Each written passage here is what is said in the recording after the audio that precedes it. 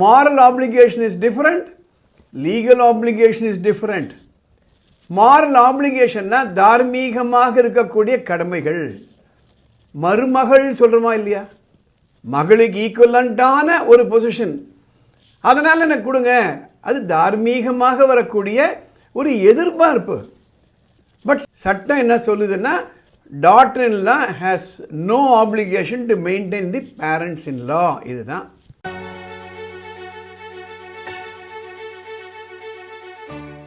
உரிமை அறிவோம், சட்டம் தெளிவோம்.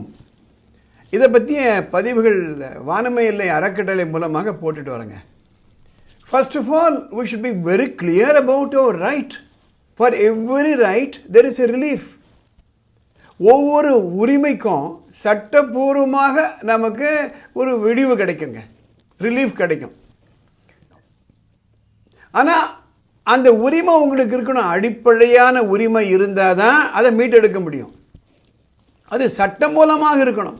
There is a saying in English, a visually challenged man or a blind man looking for a black cat in a dark room which is not there. அதாவது இரண்டு கண்களும் தெரியாத ஒரு மாற்றுத்திறனாளி ஒரு இருட்டு ரூமில் ஒரு கருப்பு பூனை இருக்கதா நினச்சி தேடிக்கிட்டு இருக்காராம். அது போன்றது தான் நமக்கு உரிமை இல்லாத ஒரு விஷயத்தை போய் நம்ம கேட்கறது. அதற்காகத்தான் இந்த பதிவுகளெல்லாம் நான் போட்டுட்டு வரேன். இந்த பதிவுகளெல்லாம் மெத்த படித்த வழக்கறிஞர்களுக்கோ இல்லை ஜுடிஷியரிக்கோ அல்ல, சாதாரண மக்களுக்கு. ஏன்னா அவங்க தான் சில சமயம் தப்பு பண்ணிடுறாங்க. தப்பு பண்ணிவிட்டு ஒரு உரிமை இருக்கதான் நினச்சிக்கிறாங்க, போய் தோத்துடுறாங்க. இல்லை இருக்கிற உரிமையை இருக்குன்னு தெரியாமையே விட்டு கொடுத்துட்றாங்க. அதுக்காக தான் இதெல்லாம் போடுறேன்.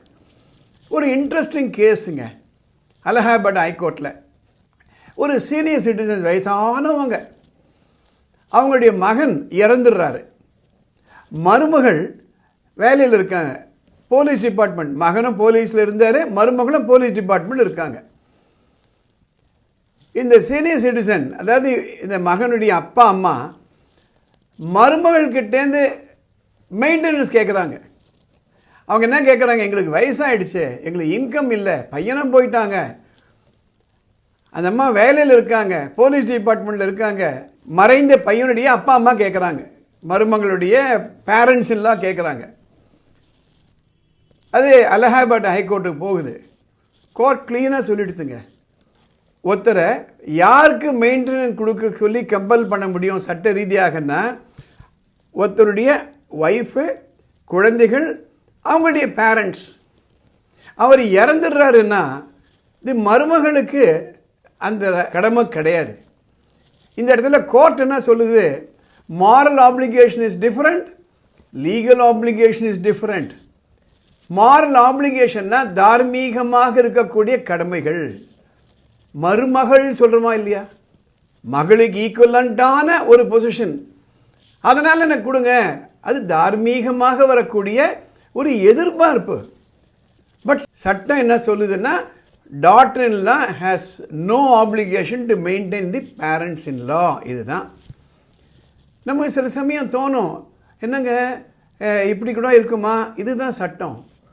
அந்த ஜட்ஜு சொல்கிறாரு, அந்த சட்டத்தை ஏற்றும் பொழுது, பிஎன்எஸ்எஸ் சட்டத்தை ஏற்றும் பொழுது செக்ஷன் 144 காரணத்தோடு தான் பேரண்ட்ஸ் எல்லாவே இன்க்ளூட் பண்ணலை, அதனால் அவங்களுக்கு கிடையாது. இந்த ஜட்ஜ்மெண்ட் அண்மையில் அலகாபாத் ஹைகோர்ட்டில் வந்துச்சுங்க. அதுக்காக தான் இந்த பதிவு நான் போடுறேன். ஸோ நமக்கு என்னென்ன உரிமைகள் இருக்குது, என்னென்ன உரிமைகள் இல்லைன்னு தெரிஞ்சுக்கிட்டு தான் நம்ம அதை பற்றி ரொம்ப யோசனை பண்ணணும். அது இல்லைன்னா எதிர்பார்ப்புகள், டிசப்பாயின்மெண்ட்டாக தான் இருக்கும். இந்த பதிவை பற்றிய கமெண்ட் உடனே நீங்கள் போடுங்க, அப்போ தான் நிறைய பேருக்கு போய் சேரும். இந்த பதிவு மற்றவர்களுக்கு பயனுள்ளதாக இருக்குன்னா உடனே லைக் பண்ணுங்கள், ஷேர் பண்ணுங்கள். சட்டம் பற்றியோ படிப்பு பற்றியோ உங்களுக்கு குழப்பம் இருந்ததுன்னா மேலே ஒரு வாட்ஸ்அப் நம்பர் போகுதுங்க, அதில் ஒரு மெசேஜ் அனுப்புங்க, டெலிஃபோன் பண்ணாதீங்க. அதை படித்து பார்த்துட்டு அடுத்த எபிசோடில் அதை நாங்கள் கவர் பண்ணுறதுக்கு ட்ரை பண்ணுறோம். இந்த சேனல் சப்ஸ்கிரைப் பண்ணுங்கள்.